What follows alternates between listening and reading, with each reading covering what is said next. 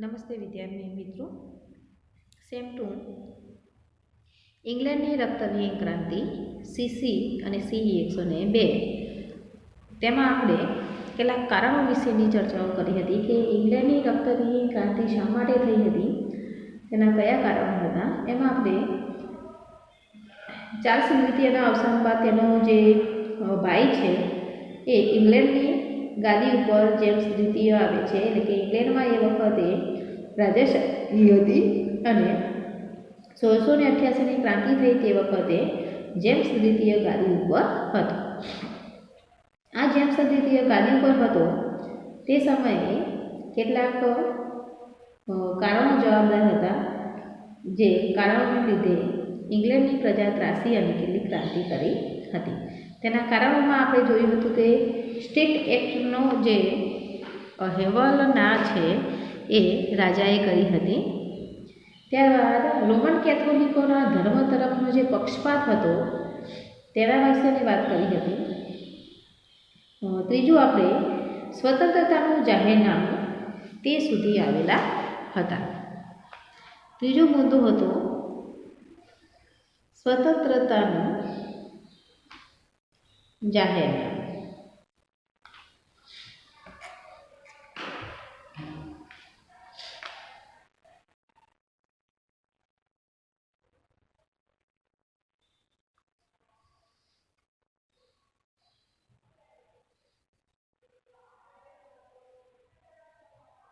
આ ઘોષણા પ્રમાણે જેમ્સ બીજાએ કેથોલિકો પરથી સંપૂર્ણ પ્રતિબંધો હટાવી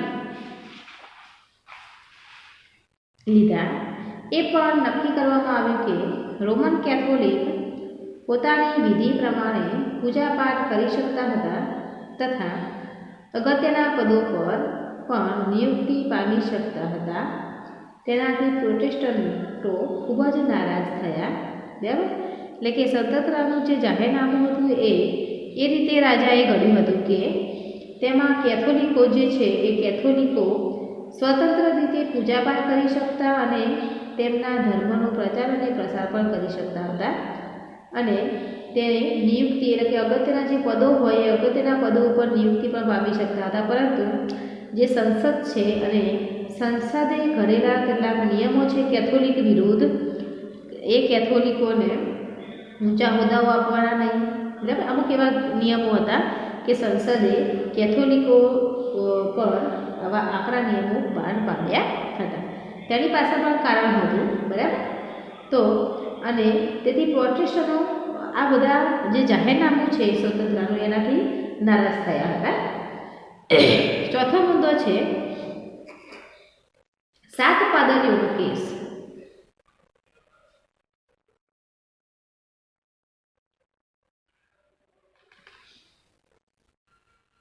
સાત પાદરીનો કેસ છે જે 1688માં જ્યારે રાજાએ ચર્ચોમાં પાદરીઓને, એટલે કે જે ચર્ચ હોય એ ચર્ચમાં પાદરીઓને ઉપરોક્ત ઘોષણાને પ્રત્યેક રવિવારે વાંચવાનો આદેશ આપ્યો. બરાબર, એટલે કે આ જે સ્વતંત્રતાનું જાહેરનામું છે, સ્વતંત્રતાનું જાહેરનામું એ ચર્ચમાં દર રવિવારે તેને વાંચવાનું પ્રોટેસ્ટન્ટવાદીઓને કહ્યું, આદેશ આપ્યો. તો 7 મોટા પાદરીઓ હતા. બરાબર, 7 મોટા પાદરીઓ હતા. એ પાદરીઓએ તેમણે કેન્ટરબરીના આર્કબિશપ એટલે કે સંપ્રોફટ પણ હતો જેમ્સના સન્મુખ આવ્યા. બરાબર, એટલે કે રાજા જે હતો એ રાજાની સામે આવ્યા અને તેનાથી પ્રાર્થના કરી કે તેઓને આ ઘોષણા વાંચવા માટે ફરજ પાડવામાં ન આવે. બરાબર, એટલે કે 7 પાદરીઓ જે હતા એ 7 પાદરીઓ રાજા પાસે ગયા અને રાજાને આજીજી કરી કે આ જે સ્વતંત્રતાનું જાહેરનામું છે એ દર રવિવારે ચર્ચમાં વાંચવા માટે તેમને કહે નહીં, એટલે કે ફરજ પાડે નહીં. પરંતુ અહંકારી જે રાજા હતો એ અહંકારી રાજાએ તેનાથી વિપરીત તેમના પર રાજદ્રોહનો આરોપ મૂક્યો. બરાબર, પેલા આજીજી કરવા ગયા હતા પરંતુ રાજા જે હતો અહંકારી હતો એ રાજાએ ઉપરથી આ 7 પાદરીઓ ઉપર રાજદ્રોહનો આરોપ મૂક્યો કે એ રાજ્યને વિરુદ્ધ જાય છે એવો આરોપ મૂક્યો. પરંતુ ન્યાયાધીશોએ તેમને નિરપરાધ ઘોષિત કર્યા.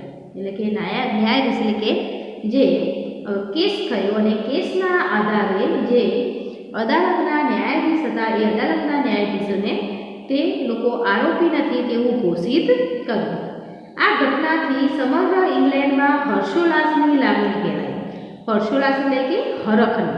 પ્રજા ખુશ થઈ આનાથી. એટલે કે પ્રજા એટલા માટે ખુશ થઈ હતી કે રાજાનું બધા જગ્યાએ ચાલતું નથી માટે અને રાજાની વિરુદ્ધ અસંતોષમાં વધારો થયો. બરાબર. હવે 5મી વાત છે તાત્કાલિક કારણ.